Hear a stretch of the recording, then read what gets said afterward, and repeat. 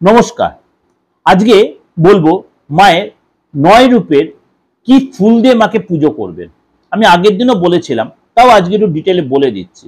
কারণ আমি চাই আপনারা প্রত্যেকদিন প্রোগ্রামটা খুলে নাও, আপনারা কোথাও খুঁজতে না, আমার প্রত্যেকটা প্রোগ্রাম আপনি সবকিছু পেয়ে যেতে পারেন। চলুন তো একটু জেনে নিই। মায়ের প্রিয় কালার, প্রিয় ভোগ যদি দিতে পারেন তাহলে কিন্তু আপনাদের মনের ইচ্ছা পূর্ণ। কিন্তু আপনাদের একটাই রিকোয়েস্ট করবো, কালো রংটা একদম টোটালি অ্যাভয়েড করবেন।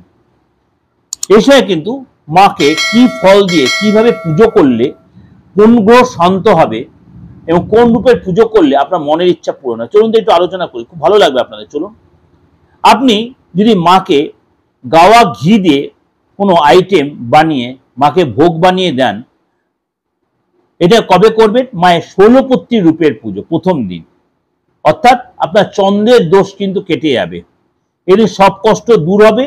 এবং এই দিন অবশ্যই মাকে জবা ফুল দিয়ে পুজো করেন, হলুদ রঙের কোনো ফুল দেবেন বা হলুদ রঙের বস্ত্র পরবেন।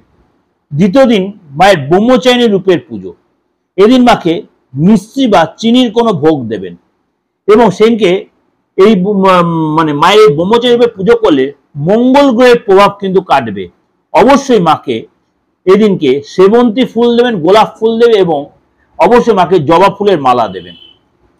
তৃতীয় দিন মায়ের চন্দ্রঘণ্টা রূপের পুজো, এদিন এই মায়ের এই রূপের পুজো শুক্র গ্রহ আপনার ডেভেলপ করবে এবং আপনার চালের পায়েস দেবেন, মাকে দুধ দিয়ে বা বানিয়ে ক্ষীর দেবেন, ক্ষীরের মিষ্টি দেবেন এবং পদ্ম ফুল তো অবশ্যই মাকে এই দিন দেবেন। তাহলে আপনার সমস্ত নেগেটিভ এনার্জি কেটে যাবে। আপনি ক্রিম কালারের বস্ত্র পরিধান করবেন।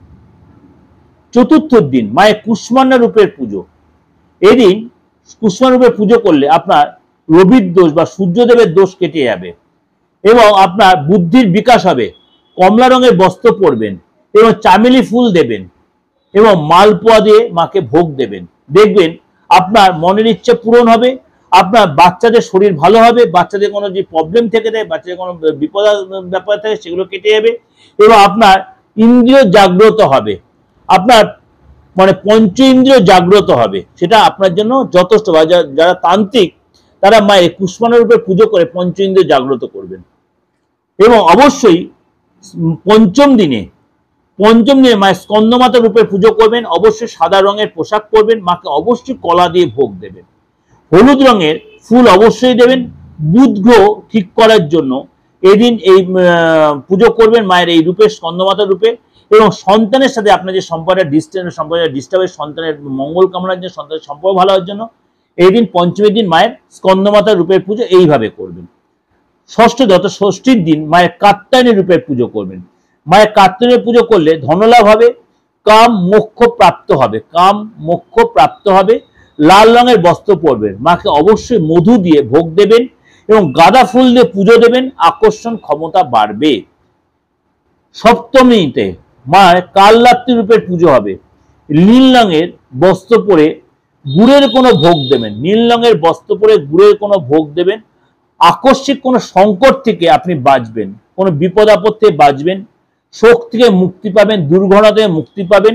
মায়ের এই রূপের পুজো করলে আপনার কথাই আছে ব্রহ্মাণ্ডে, অর্থাৎ সপ্তমীর দিন কালরাত্রির পুজো করলে ব্রহ্মাণ্ডে সমস্ত দরজা খুলে যাবে এবং অবশ্যই মাকে নীলকণ্ঠ ফুল দিয়ে এদিন পুজো দেবেন।